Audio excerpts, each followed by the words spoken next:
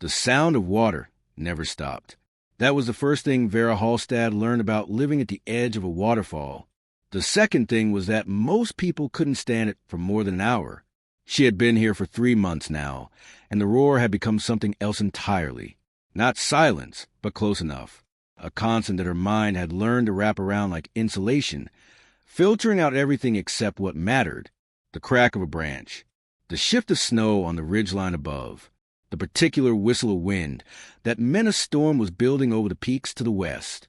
Her cabin sat where no cabin should sit, tucked into the granite cliff face 20 feet behind Cascade Falls, a 200-foot ribbon of whitewater that dropped from the snowfields above into the gorge below. The spray reached her door every morning, coating everything in a fine mist that froze by noon and melted again by evening, creating a world of ice and water that shifted constantly, beautiful and treacherous in equal measure. Before we continue, tell us where you're tuning in from. And if this story is touching you already, make sure you're subscribed. I've got something extra special saved for tomorrow. The land developers who own the resort properties 3 miles down valley had laughed when they heard what she was building. Frank Mitchum, who ran the luxury lodge that charged $800 a night for views of these mountains, had driven up the old mining road in his Range Rover to see for himself. He had stood at the edge of the spray zone, expensive boots already soaked, and shaken his head with the kind of pity reserved for the obviously insane. "You'll freeze," he had said, raising his voice over the thunder of falling water. "Or drown. Or both. That cliff face is unstable. The moisture will rot anything you build. And even if you somehow survive the winter, the spring melt will wash you right off that ledge." Vera had thanked him for his concern and gone back to work. That was in August. Now it was late October, and the first serious snow had fallen the night before. 8 inches of heavy, wet accumulation that clung to the pines and weighed down the aspens until their branches scraped the ground. The kind of snow that wasn't just weather, but warning. Winter was coming, and winter in the North Cascades didn't forgive mistakes. Vera stood at the entrance to her cabin, watching the morning light filter through the waterfall's constant veil. The spray caught the sun and turned it into rainbows that danced across the cliff face, ephemeral and perfect.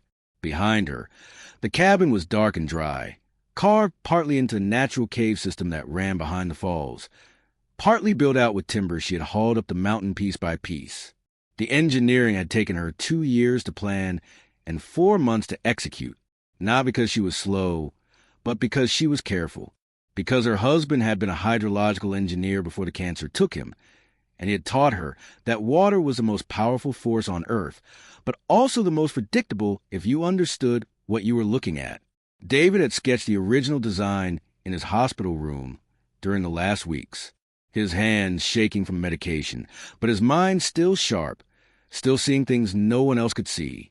He had studied the topographical maps she brought him, the photographs of falls from every angle, the geological surveys that showed the granite composition and fault lines. "The water is your protection," he had said, his voice barely above a whisper. "Everyone thinks it's your enemy. That's why no one builds near falling water. But they're wrong, Vera. The constant moisture, the thermal mass of moving water, the way the spray create a microclimate, it's all working for you if you position things correctly." He had died 3 days after finishing the plans. The sketches were the last thing he gave her, the last piece of himself that would exist in the world after he was gone.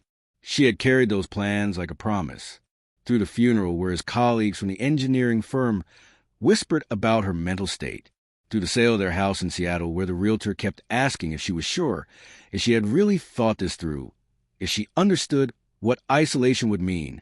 Through the winter she spent in a rented room in concrete, studying David's notes, teaching herself structural engineering and rock mechanics, and the behavior of water under different temperature conditions. By spring, she was ready. By summer, she was building. By fall, she was living in a place that shouldn't exist, built on principles that most people thought were madness.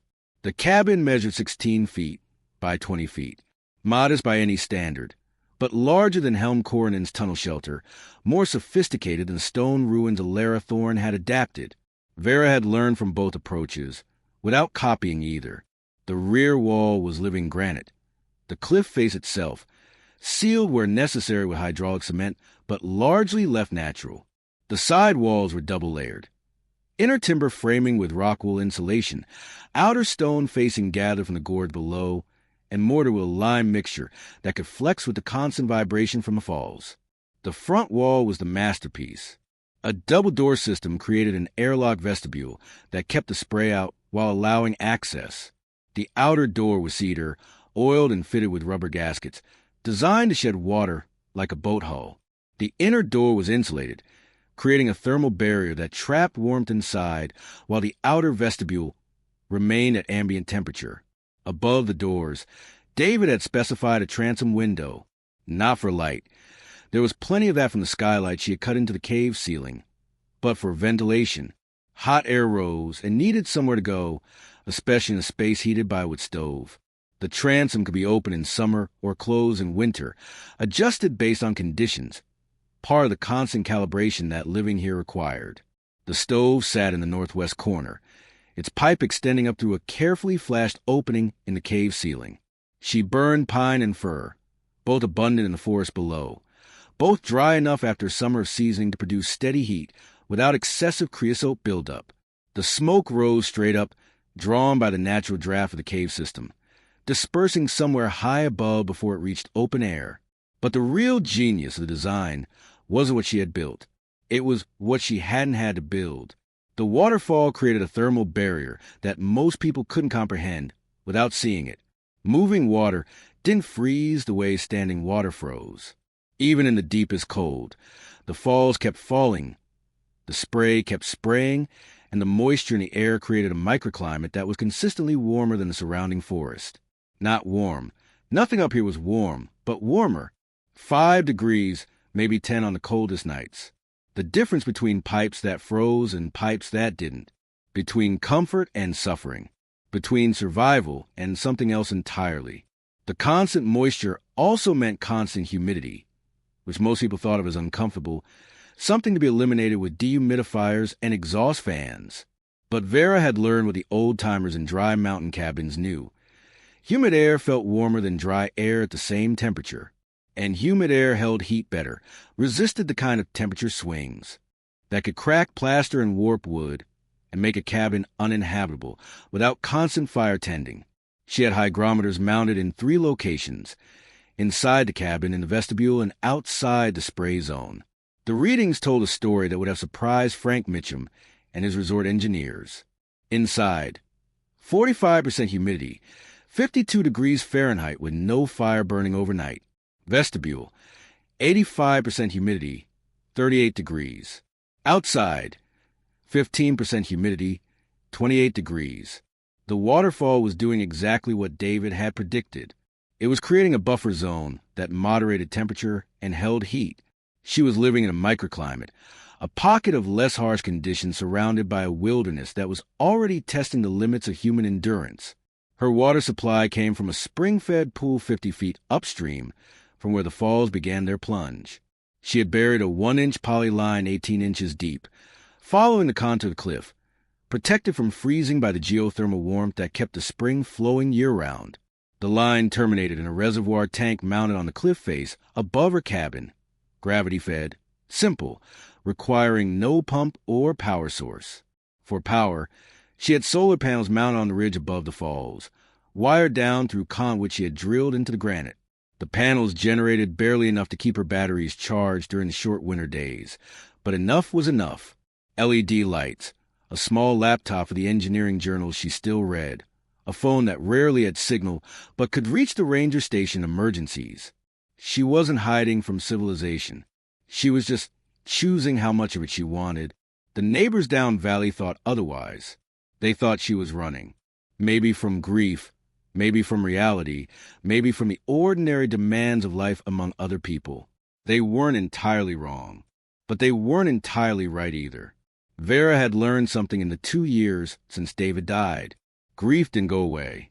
It didn't heal the way people promised it would, with time and therapy and the support of friends who meant well but couldn't understand. Grief was a weight she would carry forever. The only choice was where she carried it. In Seattle, surrounded by reminders of the life they had planned, the future they would never have, The weight had been crushing. Here, with the roar of water filling every silence where his voice should be, the weight was still there, but somehow lighter. Or maybe she was stronger. It was hard to tell the difference. She filled her morning with routine. Wood to split. She tried to stay 2 weeks ahead on the supply. Water to check. Ice could form in the intake screen and needed to be cleared. Solar panels to brush off. Even an inch of snow cut the output by half. The stove to tend, the food supplies to inventory, the structural elements to inspect for any sign of stress or damage. Living here meant constant vigilance. A small problem, ignored, became a large problem quickly. A large problem could become a fatal problem before you realized you were in trouble. David had understood that. He had built that understanding into every detail of the design. Redundancy where it mattered. Simplicity where complexity would fail. The humble acknowledgement that nature would always have the final word, and the best you could do was listen carefully and respond appropriately. By midday, the temperature had risen enough to melt the fresh snow on the south-facing slopes. Vera watched from her vantage point as small slides released from the ridgeline above. Nothing serious. Just a natural shedding that happened after every storm. But something about the pattern troubled her. The slides were starting higher than they should, and the debris was traveling farther down the gullies, pushed by something more than gravity alone. Wind loading, maybe, or a weak layer in the snowpack that hadn't been there before. She had David's avalanche assessment notes somewhere in a stack of journals she kept on the shelf he had built into the cave wall. She pulled the relevant binder and flipped to the section on stability analysis. His handwriting filled the margins, observations from the winter he had spent studying this drainage before they ever considered building. The notes were characteristically precise. Slope angles measured with clinometer, aspect recorded for each potential starting zone, vegetation patterns that indicated previous slide paths, the locations of terrain traps where snow could accumulate and create pressure points. One note stood out, underlined twice. Primary avalanche path follows the gully 200 yards west of falls. Historical evidence suggests major events every 20 to 30 years. Last confirmed slide, 1994. Debris reached valley floor. Total vertical drop, 2,400 feet. Cabin location is outside the runout zone by 150-plus feet horizontal distance. Waterfall drainage provides natural diversion. Should be safe if calculations are correct. Should be safe. Should be. The qualifier sat there like a splinter she couldn't quite remove. Vera closed the binder and looked out at the gully David had identified. From here, she could see maybe the bottom third of it, a steep-sided channel carved into the mountains flanked by thousands of years of water and snow and rock working together to reshape the landscape. The upper portion disappeared into clouds that had moved in during the past hour, bringing the flat gray light. That meant more snow was coming. She wasn't afraid. Fear was a luxury that required energy she needed for other things. But she was concerned. Concerned in the way David had taught her to be concerned. Specific, analytical. Focus on factors she could measure and variables she could control. The avalanche path was a variable she couldn't control, but her location relative to it was something David had controlled when he designed the placement. She had to trust that. Trust his calculations, his experience, his understanding of how mountains worked. Trust was harder now that he was gone. Harder when she was alone with decisions that had life or death consequences. Harder when the alternative to trust was second-guessing every choice, paralyzed by the fear of getting something wrong. She made herself coffee on the propane camp stove, one concession to convenience that she allowed herself, and sat at the small table David had designed. The table was simple. 2 feet by 3 feet, mounted to the wall with heavy brackets. No legs to get in the way or take up floor space. Everything in the cabin was like that. Efficient, minimal, chosen for function rather than appearance. The coffee was strong and hot, and drinking it felt like ceremony, a small ritual that marked the boundary between morning work and afternoon preparation, between dealing with what was and anticipating what might be. The snow started again at 2 o'clock, heavier than before, not the soft flakes of the previous night, but dense, what accumulation that stuck to everything it touched. Vera watched it build on the ledge outside her door, watched it melt where the waterfall spray reached, watched it accumulate faster in protected zones where the spray couldn't reach. Within an hour, there were 3 inches of new snow. Within 2 hours, 6. By evening, the world had disappeared again into that white blindness that made distance impossible to judge and direction impossible to maintain without reference points.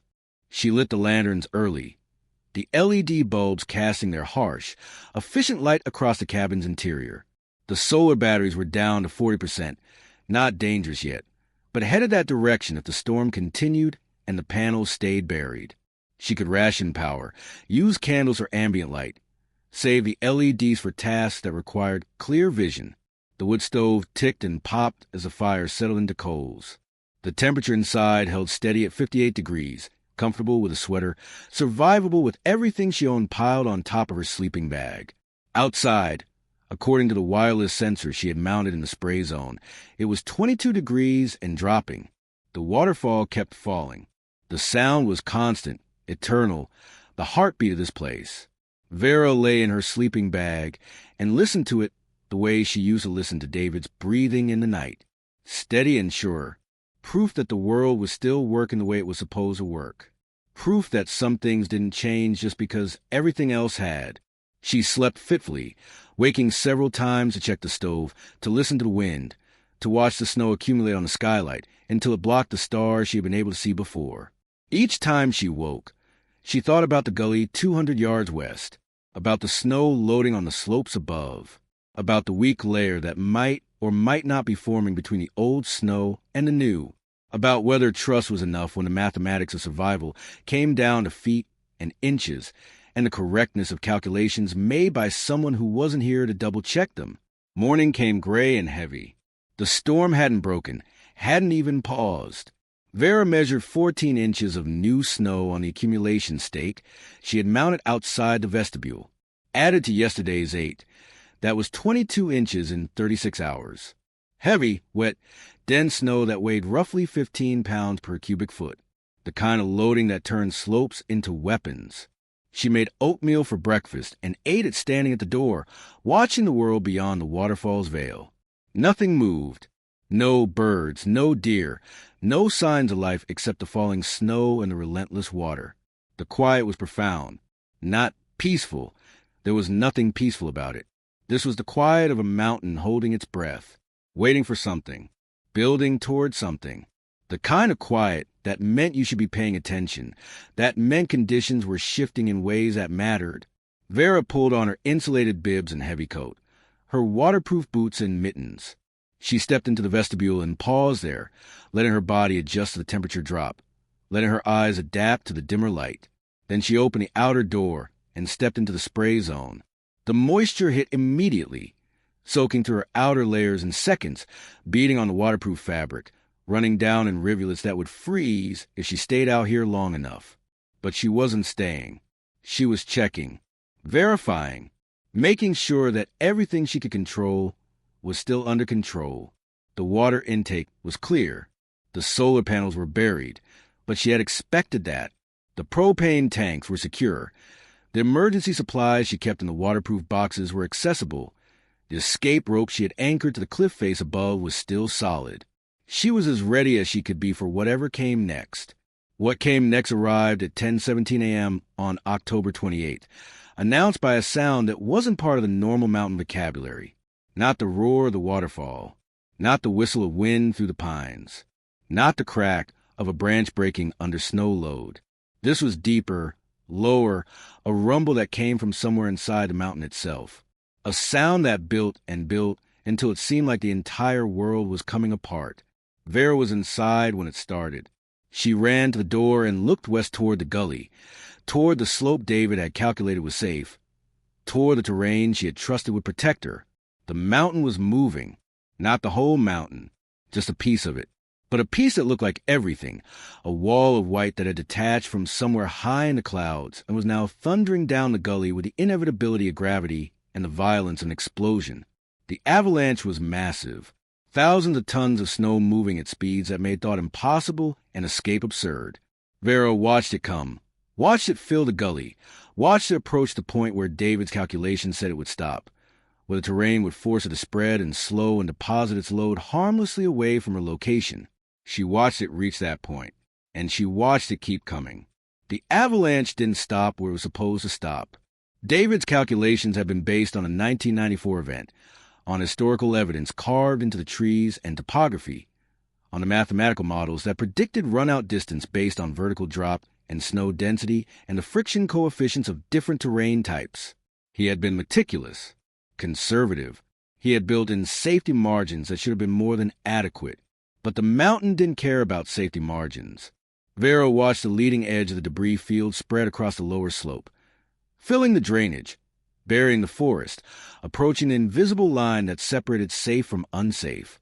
The roar was deafening even over the waterfall's constant thunder, a grinding, tearing sound that seemed to come from everywhere at once. Then, impossibly, the avalanche began to slow. Not all at once, but gradually, the way a wave loses energy as it spreads across a beach. The white wall collapsed into itself, the forward motion arrested by the same physics that had set it in motion. The run-out extended maybe 50 feet beyond what David had predicted. 50 feet that felt like miles when Vera was doing the mental calculations of what that meant. She was safe. The cabin was safe. But the margin was smaller than it should have been, smaller than she wanted it to be. And the season had barely started. The silence after the avalanche was worse than the noise during it. Vera stood in her doorway, heart hammering, breath coming fast, and stared at what had just happened. The debris field was enormous, a chaotic jumble of snow blocks and broken trees. An exposed earth with a slide had scoured down to mineral soil. The gully that had been a white slope was now a brown wound, raw and violent. And something was wrong with the pattern. Vera had read enough avalanche reports, studied enough aftermath photos, to know what debris fields were supposed to look like. Random, chaotic, but following certain rules about how material sorted itself by density and size during the descent. Heavy objects travel farther.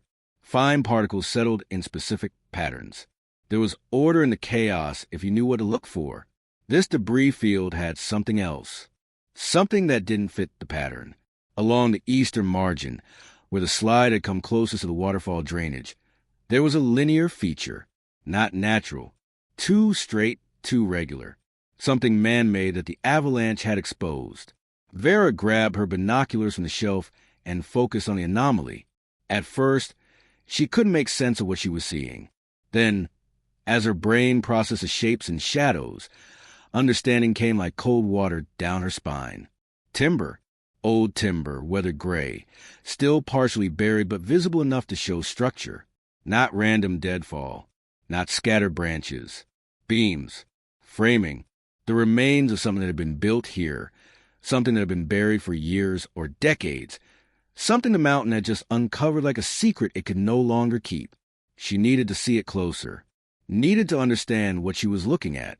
But approaching an avalanche debris field was one of the stupidest things a person could do. The snow was unstable, prone to settling and collapsing into voids. The danger of secondary release was real, disturbing the delicate balance of material piled at impossible angles could trigger another slide. People died in debris fields all the time, not from the initial avalanche, but from the investigation afterward. But Vera wasn't most people. She had David's training, his instincts, his careful paranoia about mountain hazards. And she had something else, a burning need to know what the mountain had just revealed, what had been hidden here all along, what might explain why this location felt different from anywhere else she had ever been. She spent an hour preparing. Avalanche probe assembled from the sections she stored in the vestibule. Transceiver on and tested, even though there was no one else up here to search for her if things went wrong. Rope and harness, in case she needed to extract herself from a hole. Camera to document whatever she found. Water and food, because going out in these conditions without basic survival gear was asking to become a statistic. The approach required care. She stayed on the ridge that separated the waterfall drainage from the avalanche path, following the high ground where the snow was less deep and more stable. The timber was packed from her regular travel, a faint depression that marked her route to and from the cabin. Now it became a lifeline, the known path through terrain that had just proven it could kill without warning. The debris field began 150 feet from her cabin, just as David had calculated for the outer edge of the safe zone. But seeing it from the doorway and standing next to it were different experiences entirely. The blocks of snow were enormous, some of them the size of cars, fractured and jumbled like the ruins of a giant's building blocks. Between the blocks were voids, dark spaces that went down into the debris field's interior, unstable and deadly. Vera worked her way along the margin, staying on stable ground, using the probe to test ahead before committing her weight. The exposed timbers were 30 feet into the debris field, positioned on a slight rise that had probably saved them from being completely buried. She would have to cross unstable ground to reach them. She took her time, testing each step, distributing her weight, moving with the slow deliberation of someone who understood that speed was the enemy of survival in terrain like this. Twice she felt the snow settle beneath her boots, a sickening drop of a few inches that meant voids were collapsing somewhere below. Each time she froze, waited for movement to stop, then continued with even more caution. The timbers were hand-hewn, shaped with an axe rather than a saw. The wood was old-growth fir, tight-grained and dense, the kind of material that lasted for generations if it was kept dry. These hadn't been kept dry. They were weathered silver-gray, checked and cracked from decades of freeze-thaw cycles, but still structurally sound enough to recognize what they had been. Framing for a cabin, maybe 12 by 14 feet, based on the dimensions she could see. The floor joists were still in place, resting on stone foundation piers that the Avalanche had partially exposed. One wall section remained partially intact, leaning at a drunken angle but showing the joinery work, mortise and tenon connections, pegged rather than nailed. Craftsmanship from an era when people built things to last because replacing was too expensive or too difficult. Someone had lived here, or tried to. Someone had built a cabin in the Avalanche path, had made the same calculations David made about safety margins and run-out distances, had gotten those calculations wrong, and paid whatever price the mountain demanded for mistakes. Vera photographed everything. The timber dimensions, the joinery details, the foundation stones, the orientation of the structure relative to the slope above. Then she began searching for anything that might identify who had built this place, or when, or why anyone would choose a location that was so obviously dangerous. She found it wedged between two floor joists, protected from the weather by the timber above it. A metal box, roughly the size of a cigar humidor, sealed with a hasp and lock that had rusted solid decades ago. Her hands shook as she worked it free. Not from cold, though the temperature was dropping as afternoon faded toward evening. From something else. The same feeling she had experienced when she first saw David's sketches, when she first stood at the base of the waterfall and knew she was going to build here, when she understood that some decisions weren't decisions at all, but recognitions of patterns that had been waiting for you to notice them. The lock broke when she tapped it with the back of her axe. Inside the box, wrapped in oilcloth that had kept them dry through whatever catastrophe had buried this cabin, were papers, letters, journals, photographs, a life preserved in ink and image, evidence of someone who had been here before her, someone who had made similar choices for similar reasons, someone whose story had ended in a way that should have been a warning, but felt instead like a message meant specifically for her. The light was failing. Vera needed to get back to her cabin before dark, before the temperature dropped further, before the conditions that had produced one avalanche could produce another. But she couldn't stop reading. Not yet. Not when the first page of the journal was dated March 1893, written in a careful hand that she somehow knew was important, written by someone who had understood something that Vera was only beginning to grasp. My name is Catherine Voss. I am 28 years old. I am building a cabin in the Cascade Mountains because the valley below has nothing left for me except memories of a husband who died and a future that died with him. The location I have chosen is not safe. I understand this. The surveyors who mapped this drainage warned me about the avalanche paths, about the dangers of building in terrain that the mountain clearly uses for its own purposes. But I have studied the patterns. I have measured the slopes. I have calculated what I believe is possible. And I have found something that the surveyors did not see, something that changes the mathematics of survival in ways they would not believe even if I showed them. Vera's breath caught. The words could have been her own. The situation, The reasoning, the careful defiance of conventional wisdom based on calculations that no one else understood. Catherine Voss had been here first. Catherine Voss had tried something similar. And Catherine Voss had failed, her cabin buried by the same forces Vera had just watched come down the mountain. But Catherine had found something that changed the mathematics. Vera tucked the metal box under her arm and started back toward her cabin. The trip took twice, as long in the fading light, each step requiring concentration, each movement calculated to avoid disturbing the unstable snow. By the time she reached the safety of the ridge, full darkness had fallen, and she was navigating by the LED headlamp that turned the world into a narrow tunnel of visibility, surrounded by infinite black. The cabin lights were a beacon, small and warm and impossibly welcoming after the cold reality of the debris field. Vera stumbled through the vestibule and collapsed onto her sleeping platform, the metal box clutched against her chest, her body shaking from exertion, and cold, and something that might have been fear or might have been excitement. Sometimes the two felt identical. She made tea, strong black tea with honey, the kind of drink that warmed from the inside out and gave her something to hold while her hands remembered how to work properly.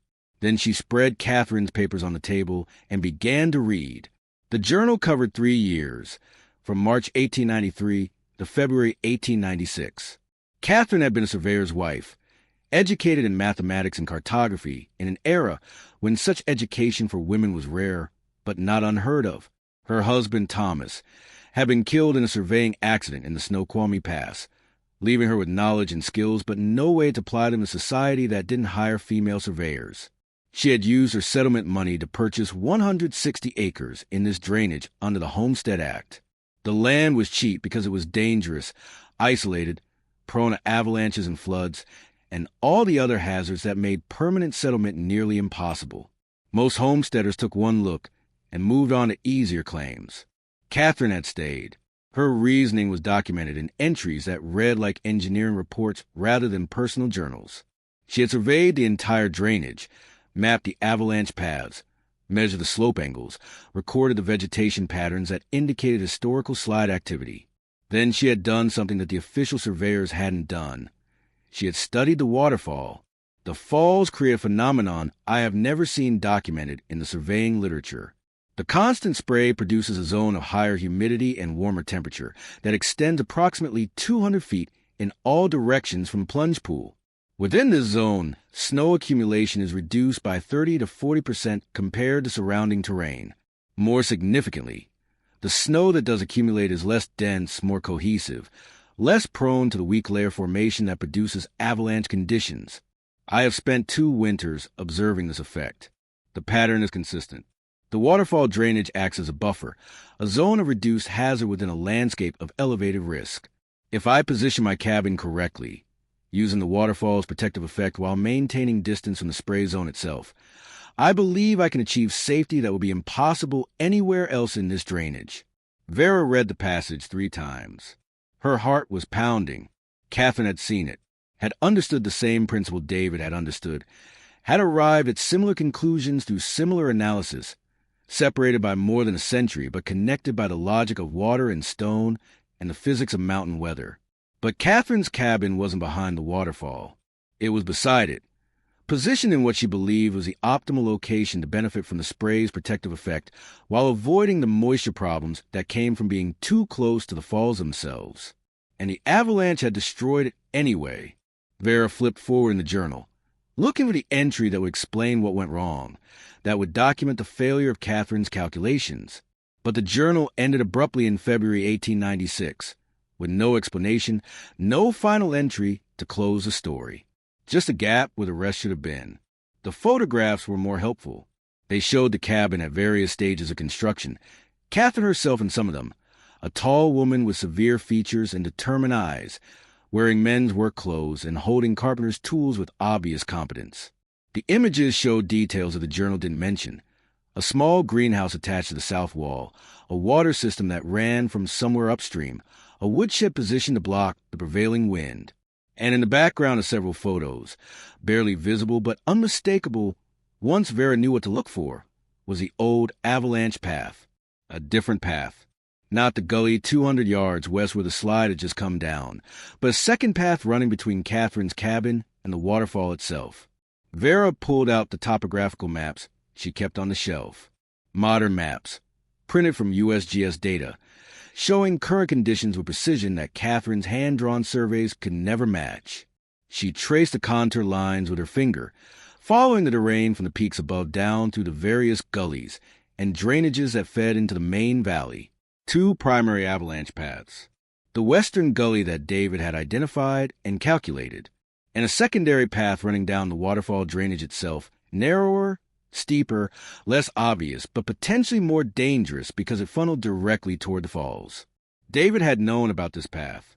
His notes mentioned it, but he had dismissed it as lower risk because the terrain was too steep and too broken to accumulate the kind of continuous snow mass needed for a major avalanche. Small slides, yes. Surface sloughing, certainly. But nothing that would reach the bottom with enough energy to threaten a structure positioned behind the falls where Vera had built. Catherine had positioned her cabin in the gap between the two paths, trusting the waterfall's microclimate effect to reduce the hazard from the western gully, while assuming the eastern drainage was too steep for dangerous accumulation. She had been wrong about the western path. The avalanche that destroyed her cabin had been larger than she anticipated, extending beyond her calculated safe zone, burying her structure under tons of snow and ice and broken timber. But what about the eastern path? What about the drainage that ran directly over Vera's position? Vera spent the next 2 hours reviewing every piece of documentation she could find. David's avalanche assessment notes, the USGS quadrangle maps, the historical records from the Forest Service archives she had accessed before beginning construction. The pattern emerged slowly, piece by piece, like a photograph developing in chemical bath. The eastern drainage, the one running directly above her cabin, had never produced a major avalanche in recorded history, not in the 1994 event that David had used as his baseline, not in the severe winters of 1949 to 50 or 1969 70 that had produced massive slides throughout the Cascades. Not ever, as far as anyone had documented. The question was why. The terrain was steep enough. The aspect was correct. The vegetation patterns suggested occasional slide activity. By every conventional metric, this drainage should have been as dangerous as the western gully. More dangerous, actually, because it was steeper and fed from a larger accumulation zone. But it wasn't. Something was protecting it. Something that worked when conditions were normal and worked even better when conditions were extreme. Catherine's journal offered the answer in an entry dated December 1895. The spray effect is more significant than I initially calculated. During periods of heavy snowfall, the waterfall creates a vertical column of turbulent air that disrupts the settlement patterns of new snow. The accumulation is not simply reduced. It is fundamentally altered. The snow that falls within the influence zone exhibits different crystal structures, different bonding characteristics, different strength properties.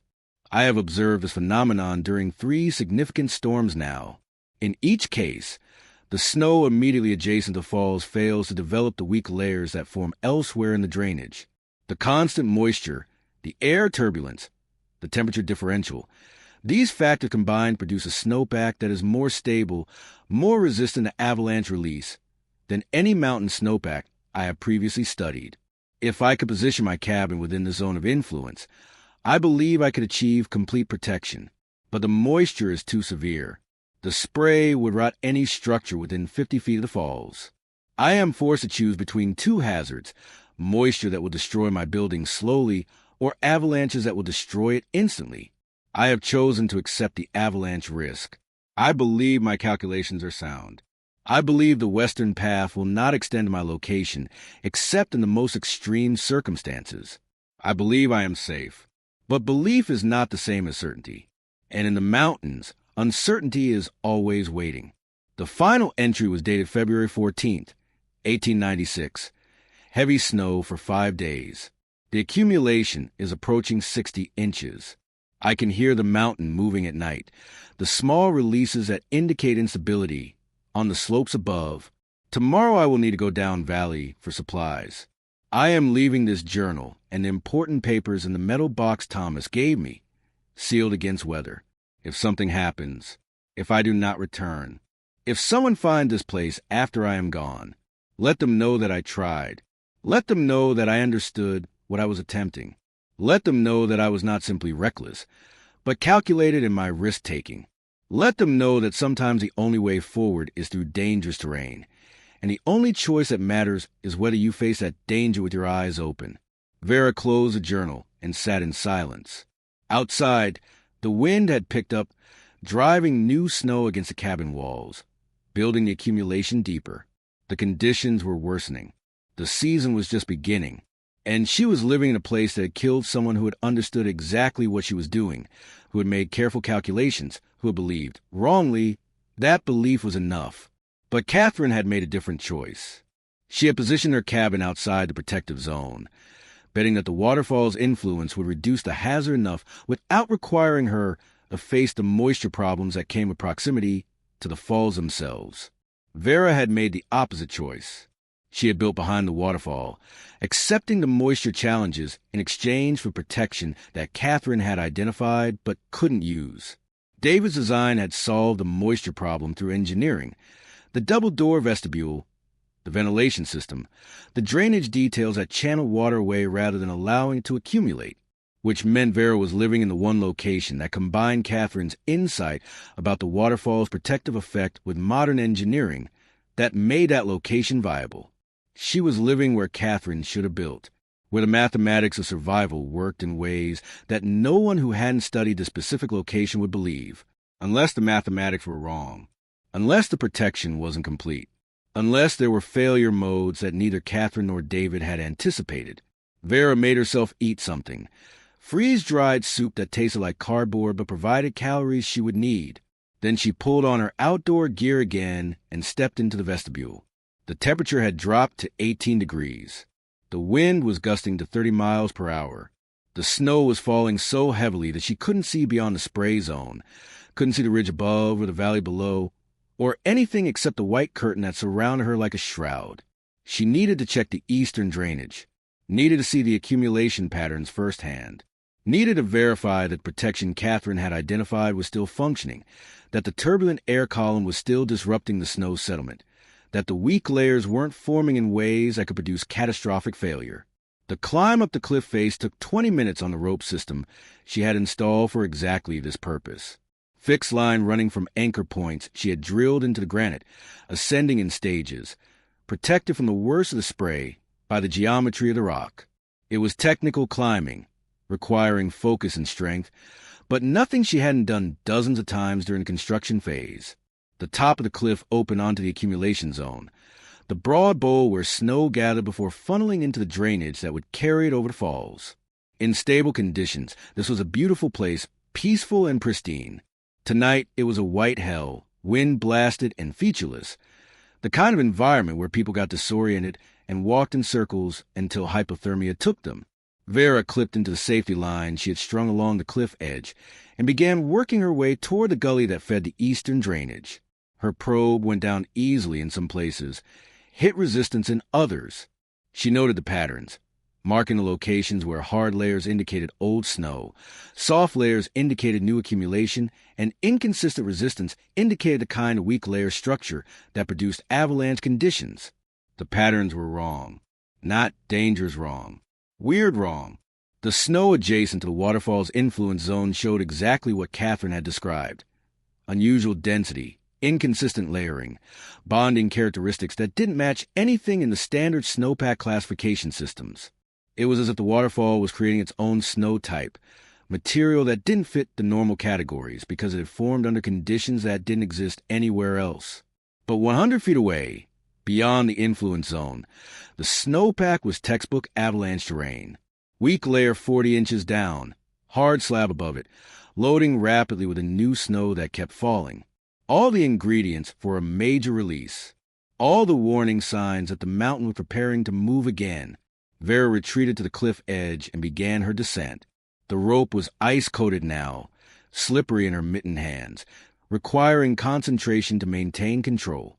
Halfway down, a gust of wind hit her, swinging her away from the rock face, leaving her hanging in space with the waterfall spray soaking through her outer layers. She pendulum back to the wall and finished the descent in darkness, guided by feel more than sight, arriving at the vestibule door with her hands numb and her body shaking from the combined effects of cold and adrenaline and the growing certainty that she had made a terrible mistake, not in building here. That decision was sound. Catherine had been right about the waterfalls. Protective effect. David had been right about the engineering solutions that made this location viable. But Vera had been wrong about something else. She had thought she was alone up here. She had thought the only person who needed to understand the risks was herself, that the only life at stake was her own, that if things went wrong, the consequences would end with her. She had forgotten about the people down valley, the resort guests who skied the slopes and hiked the trails without understanding the terrain above them, the developers who built their luxury lodges in locations that seemed safe until you understood how avalanches worked, the families who lived in houses positioned directly in the run-out zones because the views were spectacular and they had never bothered to learn what those views meant. The western gully that had just avalanched, the one that had buried Catherine's cabin in 1896, fed directly into the drainage that ran past Frank Mitchum's resort. The debris field she had investigated this afternoon had stopped well above the developed properties, but it hadn't stopped because the terrain forced it to stop. It had stopped because the avalanche ran out of energy, because the volume wasn't quite large enough. The vertical drop wasn't quite sufficient. The snow density wasn't quite high enough to carry it all the way to the valley floor. But the season was young. The snowpack was building. And if conditions continued to worsen, if another major loading cycle came through, if the weak layers that Vera had just identified produced a failure large enough to mobilize the entire accumulation zone, then the next avalanche wouldn't stop on the slope. It would reach the resort. It would hit the lodge and the parking lots and the access road and everything else that had been built in the path of forces that most people refused to believe existed until they experienced them directly. And Vera was the only person who knew, the only person who had the training to recognize the hazard, the only person who understood the specific conditions that were developing on the mountain above. She was also the only person those resort developers would never listen to. The crazy woman who built her cabin behind a waterfall, the grief-stricken widow who ran away from civilization, the hermit who thought she knew better than everyone else. They would ignore her warning. They would dismiss her concerns. They would keep their guests on the mountain and their lodge in the valley and their comfortable certainty that nothing bad would happen because nothing bad had ever happened before, unless she could prove it, unless she could show them something they couldn't ignore. Unless she could make them understand that the mathematics of survival weren't optional, weren't subject to belief or disbelief, weren't something you could reject because they were inconvenient. Vera stripped off her wet outer layers and hung them to dry on the line she had strung near the stove. Her core temperature was fine. She had been moving hard enough to maintain heat despite the conditions, but her hands and feet needed attention. She filled a basin with lukewarm water and immersed them, enduring the painful return of sensation that meant no permanent damage had occurred. While she waited for the feeling to return, she pulled out her laptop and opened the mapping software. The satellite imagery was months old, taken during summer when snow wasn't a factor, but the terrain was the same. The slopes and angles and accumulation zones that mattered in winter were visible in the summer photographs if you knew what to look for. She traced the avalanche paths with digital pins, marking the starting zones and the terrain features that would influence the debris flow. The western gully ran 2,400 vertical feet from the ridgeline to the point where it opened onto the gentler slopes above the valley floor. From there, if the avalanche was large enough, the debris would continue another 800 feet, spreading as it lost energy, finally stopping approximately 300 feet above Frank Mitchum's resort. 300 feet. A vertical distance that seemed enormous until you converted it to the slope distance that avalanches actually traveled. On a 20-degree slope, 300 vertical feet translated to roughly 850 horizontal feet. Close. Very close. Within the margin of error for predictions based on historical events and statistical models. And those models assumed average conditions, average snowpack, average density, average weakness in the failure layer. But the conditions developing above her were not average. They were severe, potentially historic, the kind of loading that produced the outlier events that killed people because they exceeded everything the models predicted. Vera saved a map file and began writing an email to the Forest Service Avalanche Forecasting Center. She documented everything: the current snowpack structure, the loading rates in the ongoing storm, the evidence of historical avalanches based on Catherine's journal, and the debris field she had investigated. She included photographs, measurements, calculations showing run-out distances under various scenarios. She explained why the current conditions were different from baseline events that had informed previous risk assessments. She made the case, carefully and professionally, that the hazard level was higher than anyone realized, that the valley properties were at risk, that evacuation should be considered if the storm continued. She hit send, watching the progress bar crawl across the screen as the satellite connection fought through the weather to reach the outside world. The message went through. Someone would read it.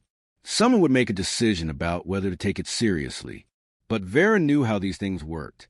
She knew that warnings from civilians were often dismissed, that bureaucracies moved slowly, that the default response to claims of elevated danger was skepticism unless the person making the claim had credentials that gave them credibility. She had a degree in literature. Her husband had been the engineer, and he was dead, his expertise buried with him, leaving her with knowledge she had learned but couldn't prove she possessed. They wouldn't listen. Not in time. Not before the mountain moved again, which meant she needed to find another way. The response from the Forest Service came at 6:47 a.m., delivered through the satellite connection that was barely functioning in the continued storm. Vera had been awake since 4 o'clock, unable to sleep with the wind hammering against the cabin walls and the knowledge of what was building on the slopes above pressing against her thoughts like physical weight. The email was brief, professional, and exactly what she had expected. Ms. Halstad, thank you for your report. We have reviewed your observations and appreciate your concern for public safety. However, our current avalanche forecasting models do not indicate elevated risk in the drainage you've identified. The Western Gully experienced a release yesterday that should have reduced loading on the primary starting zone. Historical data suggests that secondary events following major avalanches are typically smaller in scale. We will continue to monitor conditions and will issue warnings if our assessment changes. We recommend that you follow standard backcountry safety protocols and avoid travel in avalanche terrain until conditions stabilize. Regards, Derek Paulson Avalanche Forecasting Center. Vera read it twice, then closed the laptop harder than necessary. They had done exactly what she knew they would do: acknowledge her concern, reference their models, dismiss her evidence, moved on. Derek Paulson probably had 50 emails like hers waiting in his inbox every time a storm came through. Backcountry residents who thought they understood avalanche dynamics, hikers who had seen something that worried them, property owners concerned about their investments. Most of those concerns were unfounded. Most of those people didn't know what they were looking at. But Vera did know, and the fact that they couldn't tell the difference between her expertise and everyone else's ignorance was going to get people killed. She made coffee and forced herself to eat breakfast. Oatmeal again, mechanical spoonfuls that gave her something to do with her hands while her mind worked through the limited options available. The storm was supposed to break today according to the weather forecast. She had checked last night. If the sky cleared, if the sun came out, the increased radiation would create surface warming that could trigger releases on slopes that were already loaded to capacity. The timing would be worst case. Mid-morning, when the resort would be full of guests, when the ski lifts would be running, when people would be scattered across the mountain in locations they believed were safe because the resort operators had told them it was safe because they didn't know any better or didn't care enough to find out. Vera pulled on her gear and stepped outside. The wind had dropped during the past hour, a deceptive calm that often preceded the storm's end. The snow had stopped falling, leaving behind 18 inches of new accumulation on top of yesterday's load. The total depth on her measurement stake was now 40 inches, more than 3 feet of snow in less than 48 hours. Dense, heavy, wet material that weighed nearly 20 pounds per cubic foot. The mathematics were simple and brutal. A slope 1,000 feet wide and 2,000 feet long, loaded with 3 feet of snow at 20 pounds per cubic foot, contained roughly 36 million pounds of material, 18,000 tons. When that mass started moving, when gravity and slope angle and the failure of weak layers transformed potential energy into kinetic energy, nothing human built could stop it. The eastern drainage was quiet. The waterfall spray continued its work, creating the turbulent air column that disrupted snow settlement, maintaining the protective zone that Catherine Voss had identified 130 years ago. Vera could see the effect clearly now in daylight. The accumulation near the falls was different, the surface texture irregular rather than smooth, the depth variable rather than consistent. The snow here had formed under conditions that produced unusual properties: stronger cohesion, better bonding between layers, resistance to the kind of failure that produced catastrophic release. But 200 feet away, beyond the influence zone, the snowpack was a weapon waiting to fire. Vera knew the failure sequence without needing to see it. The weak layer would collapse first, triggered by some minor disturbance or simply by the accumulated weight exceeding the strength of the bonds holding the crystals together. The collapse would propagate horizontally to the weak layer, a zipper of failure racing across the slope at supersonic speed. Then the slab above would break free, tons of material suddenly unsupported, beginning the acceleration down slope that would only end when energy was exhausted or the debris hit something strong enough to stop it. Valley, resort, people. Vera made a decision. If the Forest Service wouldn't listen to her report, maybe they would listen to a demonstration. If they wouldn't believe her calculations, maybe they would believe their own eyes. And if she could document the hazard in a way that was undeniable, in a way that showed exactly what would happen if conditions continued to deteriorate, then maybe she could force them to take action before it was too late. She would trigger a test release. A small, controlled avalanche on the eastern slope, documented with photographs and video, proving that the snowpack was unstable, that the conditions were worse than the model predicted, that her assessment was correct even if her credentials were lacking. It was dangerous. Intentionally triggering an avalanche, even a small one, violated every safety protocol that backcountry users followed.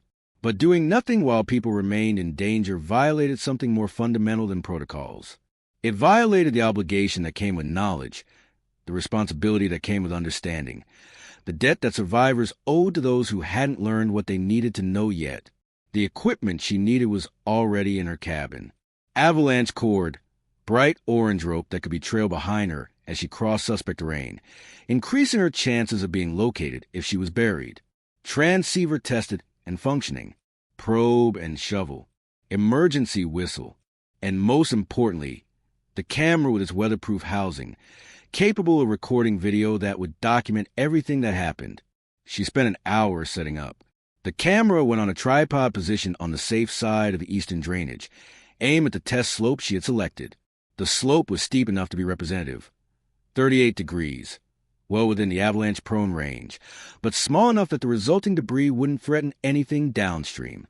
A starting zone, maybe 100 feet wide and 150 feet long.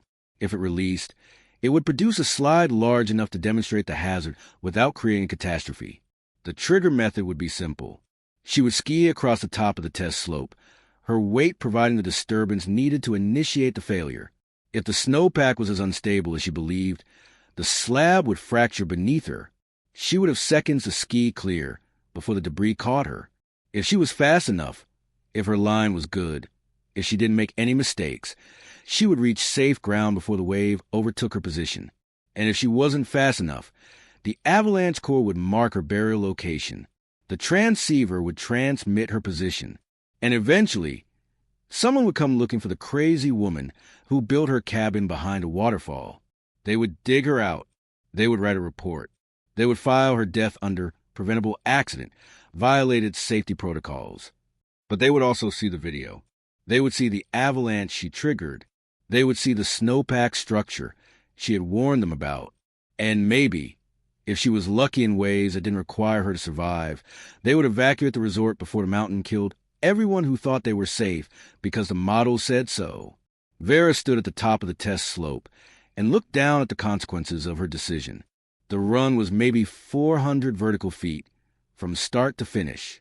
The snow surface showed no obvious signs of instability, no cracks, no wumping sounds when she moved, no shooting cracks. Radiating from her position, to an untrained observer, it looked perfectly safe. Even to a trained observer without the knowledge of subsurface conditions, it would pass most stability tests. But Vera had probed this slope yesterday. She knew what was down there. The weak layer 40 inches deep. The slab above it, 3 feet of dense material waiting to move. The trigger points along the ridgeline were convexities in the slope, concentrated stress.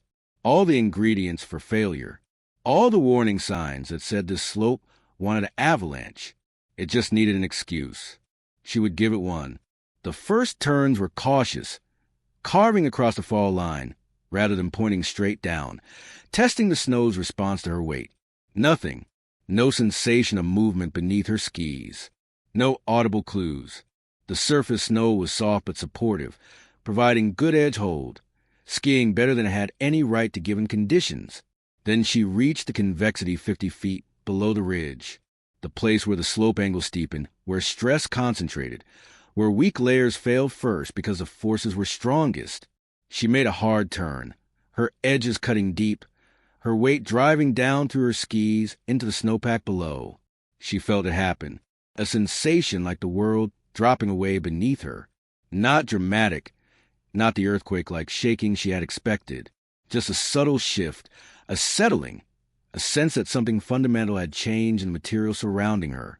Then she heard it, a sound like a gunshot, sharp and clear, the initial fracture propagating through the weak layer. She looked uphill and saw the crown, the line where the slab was breaking free from the stable snow above, racing across the slope faster than thought. The crack was 6 inches wide, perfectly horizontal, running the full width of the test zone she had selected. Vera pointed her skis downhill and pushed. Hard, her legs burning with the effort, her breath coming in gasps. The avalanche roaring behind her like something alive and hungry. The debris wave caught her at 200 vertical feet. She felt the impact against her legs, the snow grabbing her skis, the sensation of being lifted and carried. She fought to stay on top, to keep her tips pointed downhill, to maintain forward momentum that would carry her past the wave rather than letting it bury her. For 3 seconds, it worked. She rode the surface like a surfer on a wave, her skis planing across the moving debris, her body balanced in a crouch that kept her center of gravity low. The safe zone was 100 feet ahead, 50 feet, 25. Then her right ski caught on something buried in the flow, a branch, a rock, some piece of debris that acted like an anchor. Her ski twisted, her binding released, and suddenly she was tumbling, no longer on top of the avalanche but in it, surrounded by churning snow that filled her mouth and nose and eyes. She fought, thrashing with her arms, trying to swim through material that didn't behave like liquid or solid but something in between, trying to maintain a sense of up and down, trying to create an air pocket before the debris stopped moving and locked her in place like concrete. The avalanche slowed. The turbulence decreased. Vera felt the pressure building around her body as the snow settled and compacted. She managed to get one arm above her head, punching upward, hoping to break the surface. Her hand encountered more snow. She pushed harder. Still more snow. The debris had buried her deeper than she thought. Then everything stopped. The movement ceased. The noise ended. And Vera was trapped in perfect darkness and perfect silence with no idea which direction was up or how deep she was, or whether anyone would find her before her air ran out. She forced herself to stay calm. Panic was the enemy. Panic consumed oxygen and clouded judgment and turned survivable situations into fatal ones. She took a shallow breath. The air pocket near her face was small but adequate for now, and began assessing her situation methodically. Her left arm was pinned against her side. Her right arm was extended above her head, but she couldn't tell if it had broken the surface. Her legs were somewhere below her torso, twisted at angles that would hurt later if there was a later. The avalanche cord she had trailed behind her should be visible on the surface, marking a line toward her position. The transceiver was transmitting her location to anyone with a receiver searching in beacon mode, but there was no one to search. She was alone on the mountain. The camera had recorded everything, but the camera couldn't dig. The Forest Service had dismissed her concerns, but the Forest Service wouldn't know she was buried until someone noticed she hadn't been heard from in days or weeks. By then, the air would be long gone and Vera would be another statistic, another warning that people would ignore until it was their turn to learn the lesson she had tried to teach. Time passed. Vera couldn't tell how much. She tried to move, testing whether the snow would allow any motion, but the debris had set up hard, locking her in place with pressure that made breathing difficult. She could feel her heart rate increasing, her body's autonomic response to the rising CO2 levels in the limited air pocket. This was how it ended. Then, not hypothermia in her cabin, not exposure on the mountain, but suffocation beneath the snow that she had triggered herself. Killed by her own demonstration, buried while trying to save people who would never know she had tried. She thought about David, about the sketches he had made in the hospital, about the last words he had said to her, "The water is your protection," about the promise she had made to finish what he started. She had kept that promise. She had built the cabin he designed. She had survived in a place that shouldn't support survival. But survival wasn't enough.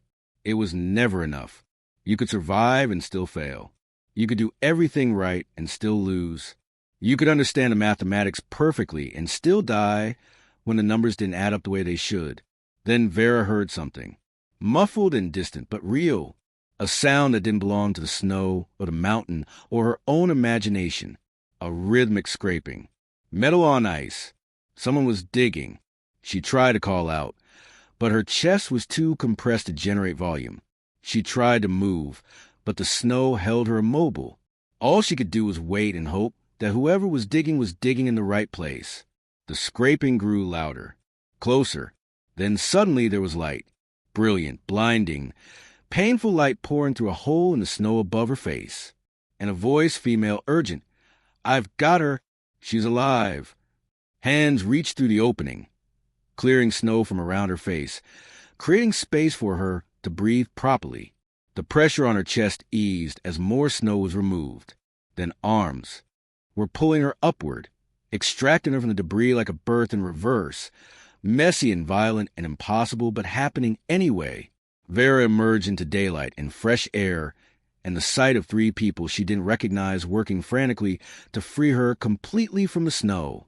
The woman who had found her was maybe 30, wearing a Forest Service uniform beneath her Avalanche gear.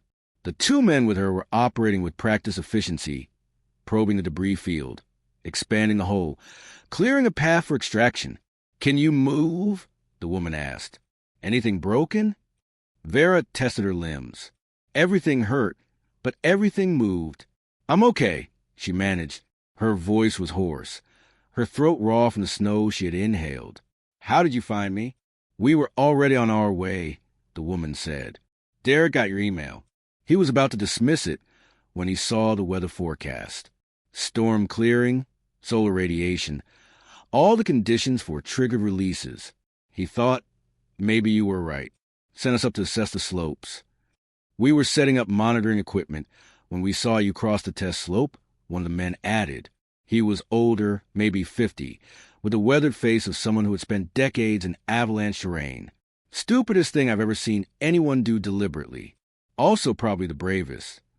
Or the most desperate," Vera said. "Did the camera get it?" "Every second," the woman confirmed. "The crown fracture, the debris flow, everything. That footage is going to change how we assess this drainage. You were right about the snowpack structure. You were right about the instability. You were right about all of it. Then we need to evacuate the resort," Vera said. "Now, before the main slope releases." The older man shook his head. "Already done. Derek called it in while we were en route. They're clearing the lodge and shutting down the lifts. Everyone will be out within 2 hours. 2 hours might not be enough. It's going to have to be," the woman said. "We can't make the move faster than they're moving, but we've got spotters watching the main avalanche path. If we see signs of imminent release, we'll radio down, and they'll accelerate the evacuation." They helped Vera back to her cabin. The route took them past the camera setup, where the woman. Her name was Sarah Chun. She explained she was a lead avalanche specialist of the district. Stopped to review the footage. The video showed everything Vera had hoped it would show. The approach to the test slope. The turn that triggered the failure. The crown fracture propagating across the starting zone. The acceleration of the debris flow. And most importantly, the size of the avalanche that resulted from what should have been a small test release on a limited slope. This slab depth is consistent across the entire drainage? Sarah asked. Everywhere except the immediate vicinity of the waterfall. Vera confirmed. The spray creates unusual conditions within about 200 feet of the falls. But beyond that zone, yes, it's all like what you just saw.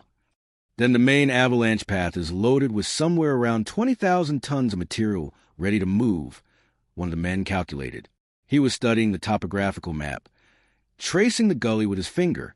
If that releases, if the entire starting zone fails at once, the runout is going to exceed anything in the historical record. How far? Sarah asked.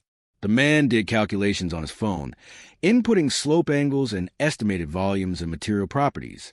If my math is right, and if the density is what Ms. Halstad measured, we're looking at debris reaching the valley floor, not stopping on the slopes above the resort, reaching the actual development. Sarah's face went pale. How certain are you? 70%? 80? This is an exact science. But I've seen enough avalanches to know when the numbers say something big is coming. Sarah pulled out her radio. Base, this is Chun. We need immediate evacuation of all valley properties within a mile of the western drainage outlet. Not precautionary. Mandatory. I'm declaring an emergency closure under authority of... The radio crackled. A voice interrupted. Chun, we're seeing movement on your position. The starting zone is fracturing. Everyone turned to look upslope. At first, Vera couldn't see what the spotter was describing. Then she saw it. A thin line appearing near the ridgeline, barely visible against the white background, growing longer as she watched. The crown fracture, not on the test slope she had triggered, but on the main avalanche path 200 yards to the west. The slope Catherine Voss had calculated was safe.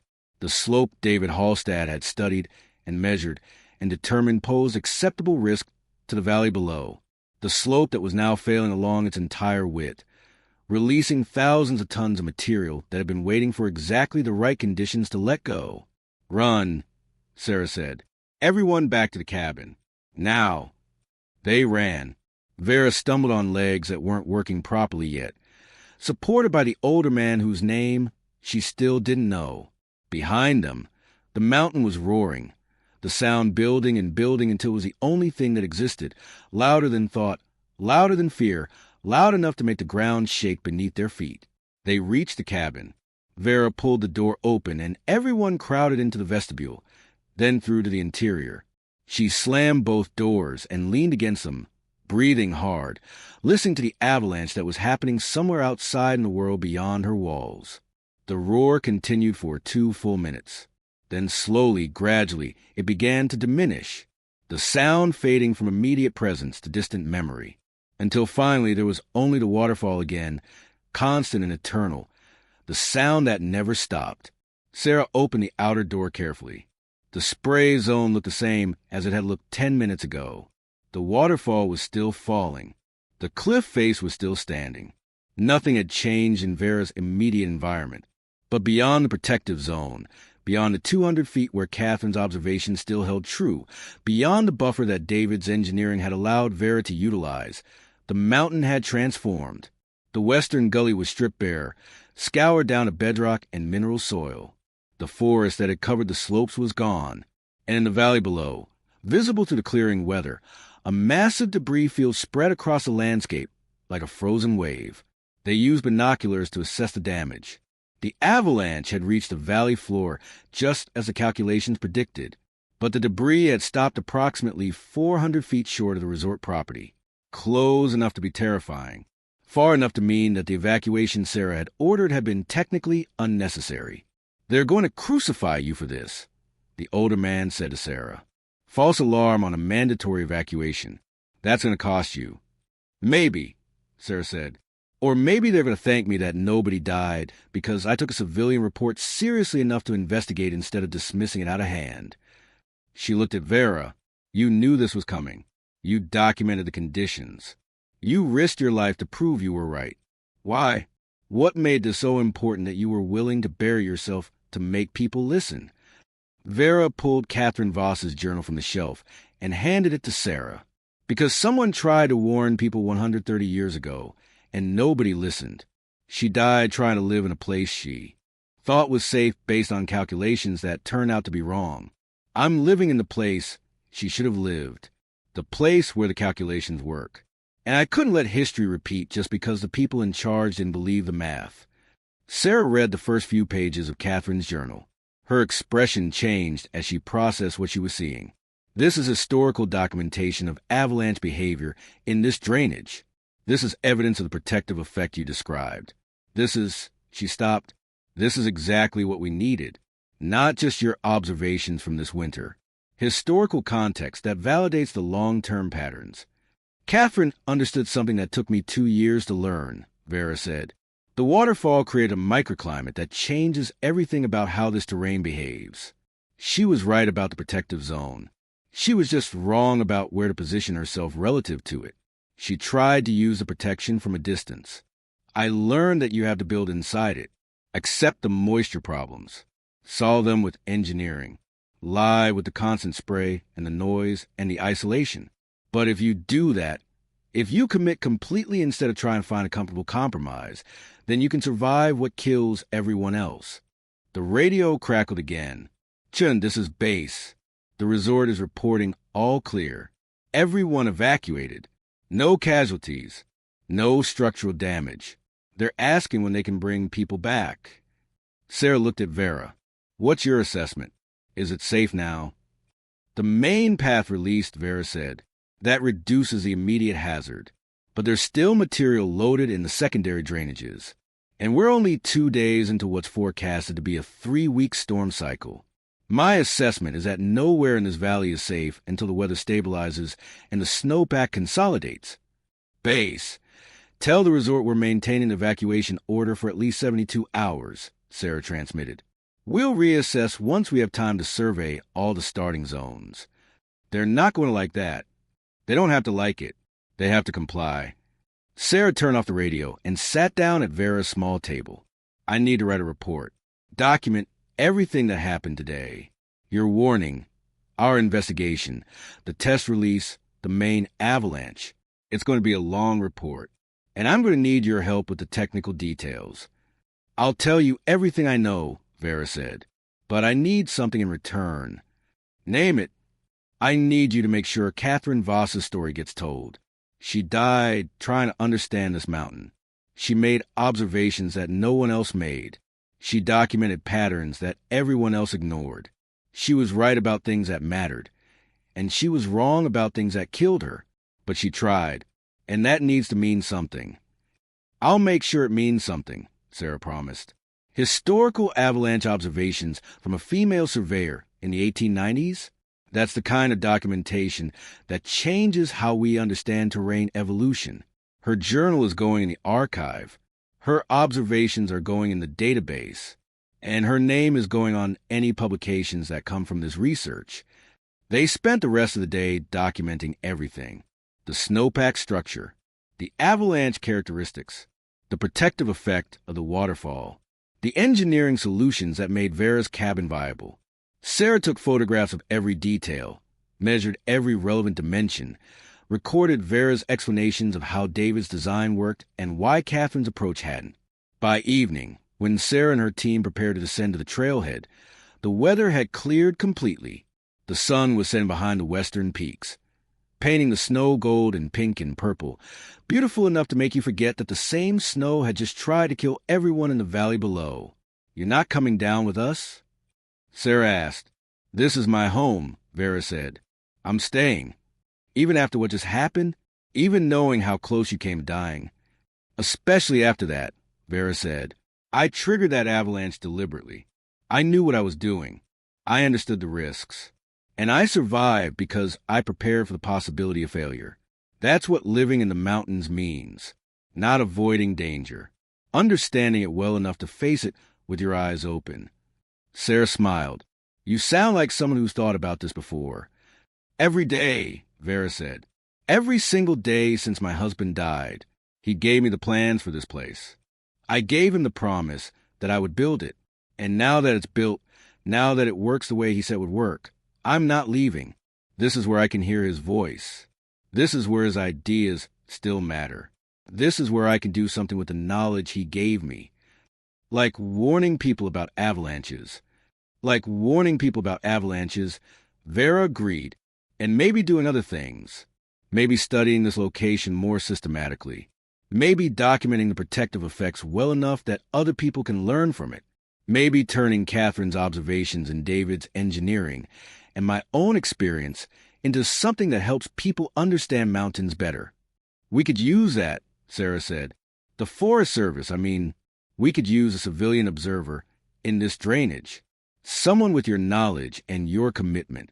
Someone who lives here year-round and can document conditions we only see during periodic surveys.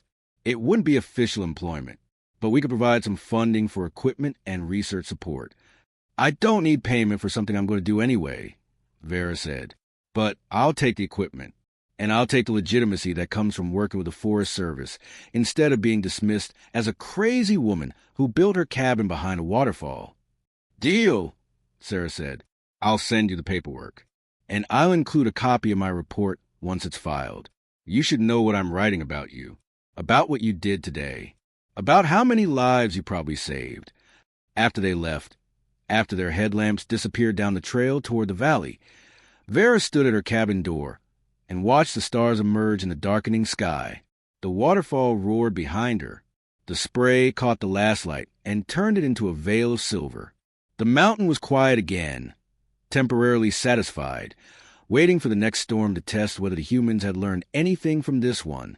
She had survived. Catherine hadn't. David hadn't. But she had. And survival meant obligation. The obligation to remember those who came before. The obligation to use knowledge in ways that mattered. The obligation to stand in dangerous places and say, truthfully and clearly, this is what the danger looks like, and this is how you face it. The resort would reopen eventually. The guests would return. The developers would convince themselves that the evacuation had been unnecessary, that the avalanche would have stopped short of the buildings even without the warning, that the whole event had been overblown by Forest Service bureaucrats who didn't understand the difference between theoretical risk and actual danger. But Vera would be here, watching, documenting, understanding the patterns that most people never learned to see, living in the one place where the mathematics worked, where the water provided protection, where you could survive if you were willing to accept the terms the mountain offered. She went inside and closed the doors against the growing cold. The cabin was warm, dry, exactly as secure as David had designed it to be. She lit the lanterns and made herself dinner and read Catherine's journal again, this time with the understanding that came from having lived both the promise and the peril that Catherine had documented. Sometimes the only way forward is through dangerous terrain, Catherine had written, and the only choice that matters is whether you face that danger with your eyes open. Vera faced it with her eyes open. She had seen what the mountain could do. She had felt what it meant to be buried beneath thousands of tons of snow. She had understood, in a way that no amount of theoretical knowledge could teach, what survival required, and what it cost and why it mattered. And she would stay here, through this winter, and the next and all the winters that came after, watching the mountain, learning its moods, understanding its language, until finally, if she was lucky and careful and paid enough attention, she might know it well enough to speak back. The spring came late to the high country that year. It was mid-May before the snowpack began its serious retreat, exposing the damage the winter had carved into the landscape. Vera watched from her vantage point behind the waterfall as a debris field from the January avalanche slowly emerged from beneath the melting snow, a brown scar running the length of the western gully, like a wound that would take decades to heal. The resort had reopened in March. One Sarah Chen's comprehensive assessment determined that the remaining avalanche hazard had diminished to acceptable levels. Frank Mitchum had fought the closure every day, arguing that the Forest Service was costing him revenue based on theoretical dangers that never materialized into actual harm. He had been particularly vocal about Vera's role in the incident, calling her a fearmonger and suggesting publicly that grief had clouded her judgment. Then the snow melted enough to reveal exactly where the January avalanche had stopped. Survey crews with GPS equipment mapped the debris field's boundaries with precision that left no room for interpretation. The leading edge of the deposit sat 380 feet from the resort's main lodge, not the 400 feet that had seemed comfortably safe in January. 380 feet. The length of a football field, plus 30 feet. The parking lot extended 150 feet from the lodge's entrance. The outdoor dining patio added another 40 feet.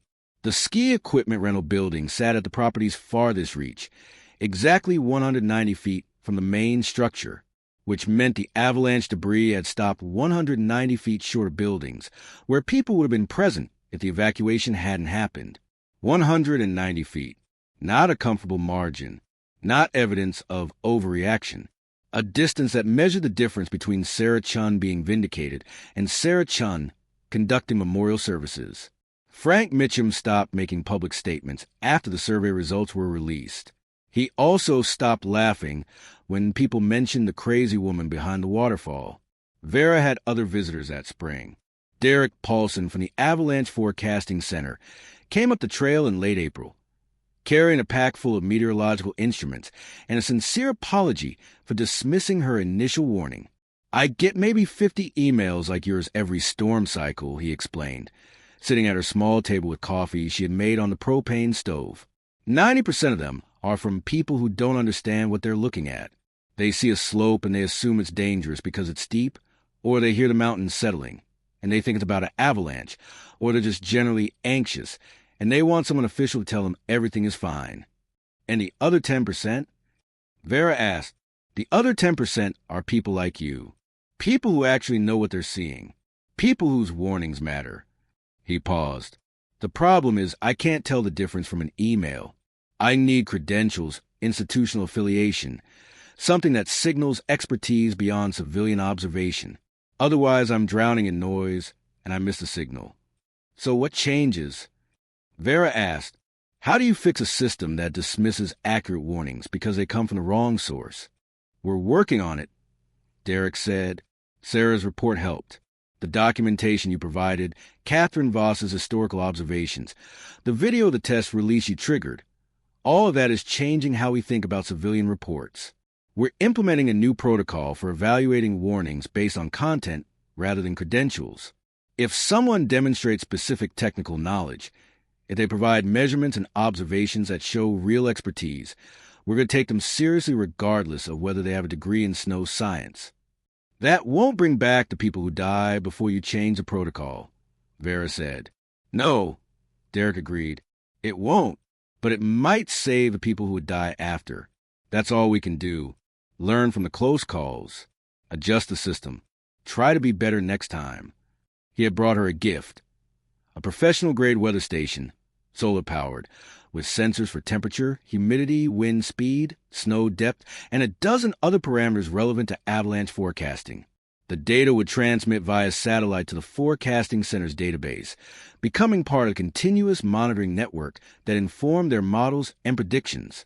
You're officially a cooperative observer now, Derek said, which means your data gets the same weight as our professional stations, which means when you report something unusual, we pay attention. Because now I have credentials, Vera said. Because now you have credentials, Derek confirmed. I wish it worked differently. I wish expertise was recognized regardless of the institutional frameworks. But it doesn't. So we work within the frameworks we have, and we try to make them less stupid over time. Vera helped him install the weather station on the cliff top above her cabin, positioning it outside the waterfall's influence zone, so the measurements would represent ambient conditions rather than the microclimate she lived in. The work took most of the day, drilling anchor points into granite, running power cables, calibrating sensors, testing the satellite uplink. When they finished, Derek stood at the cliff edge and looked down at Vera's cabin tucked against the rock face, the waterfall spray creating rainbows in the afternoon light. I still can't believe you live here, he said. I understand the engineering. I understand the thermodynamics. I understand why it works on paper. But seeing it in person, seeing how close you are to that much falling water, seeing how exposed this location feels, it takes a certain kind of person to choose this. My husband chose it, Vera said. I just built what he designed. He must have been remarkable. He was, Vera said. He understood that the things that protect you are often the same things that scare everyone else. That safety isn't about avoiding danger.